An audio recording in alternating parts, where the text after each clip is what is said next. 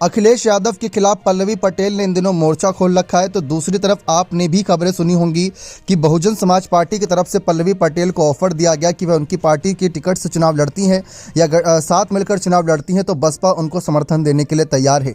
ये बड़ा दाव माना जा रहा था। खैर, इसकी पुष्टि नहीं करते क्योंकि जब भी कुछ ऐसी बातें सामने आती हैं तो मायावती या आकाश आनंद खुद ही इस मौके पर अपनी बातें रखते हैं। लेकिन फिलहाल ऐसी कई अंदरूनी खबरें थी कि जोनल कोऑर्डिनेटर के द्वारा पल्लवी पटेल को बसपा के द्वारा साधने की कोशिश की जा रही है। लेकिन दूसरी तरफ पल्लवी पटेल ने अखिलेश यादव के इंडिया अलायंस को लेकर साफ कह दिया कि इंडिया अलायंस को ये तस्वीर साफ करनी होगी कि वह उनका समर्थन लेना चाहते हैं या नहीं।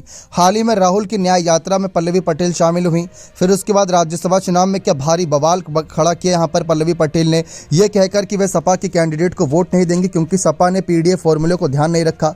अब अखिलेश का पीडीएफ फॉर्मूले को ही पल्लवी पटेल का इस्तेमाल करके मायावती अपने वोट बैंक को मजबूत कर सकती हैं अगर ऐसा हुआ। जी हाँ, लेकिन पल्लवी पटेल ने एक तरफ ये बयान दिया था कि अगर एनडीए की तरफ से उन्हें कोई ऑफर आता है तो वह इस पर विचार करेंगी। देखा जाए तो उत्तर प्रदेश की अगर हम बात करें तो वहाँ पर इंडिया अलायंस का इतना बड़ा कोई पहलू नहीं है। भले ही अखिलेश को विधानसभा चुनाव में अच्छा खासा वोट मिला हो, लेकिन उस वोट बैंक में एक बड़ा कारण थे सुभाषपा, आरएलडी, अपना दल, कमेरावादी, संजय निषाद जैसे बड़ी पार्टियां। लेकिन आज वही क्षेत्रीय पार्टियां अखिलेश का साथ छोड़ चुकी हैं और उनमें से अगर कुछ को भी मायावती साध लेती हैं तो वह अखिलेश के खिलाफ और एनडीए के खिलाफ अपने दल को मजबूत कर लेंगी बसपा। लेकिन पल्लवी पटेल ने फिलहाल इस मामले पर कोई चुप्पी नहीं तोड़ी और ना ही इसकी पुष्टि अभी तक बहुजन समाज पार्टी के द्वारा हुई है कि उन्होंने पल्लवी पटेल को कोई ऑफर दिया था या नहीं। लेकिन अगर पल्लवी मायावती की बसपा में शामिल होती हैं या गठबंधन करती हैं बसपा के साथ अपना दल कमेरावादी का, तो ये उत्तर प्रदेश में बड़ा खेला होगा। फिलहाल तो सभी के मन में यही सवाल है कि एक तरफ मायावती ने कहा था कि वह अकेले चुनाव लड़ेंगी, कोई तीसरा मोर्चा भी नहीं बनाएंगी। इस बीच पल्लवी पटेल को शामिल करने की खबरें कहां से सामने आई, इस पर भी हर कोई जानना चाहता है कि ये खबरें सिर्फ अफवाह का शिकार हैं या हकीकत है, क्योंकि पल्लवी पटेल एक बड़ी नेता है, इस बात में कोई दो राय नहीं।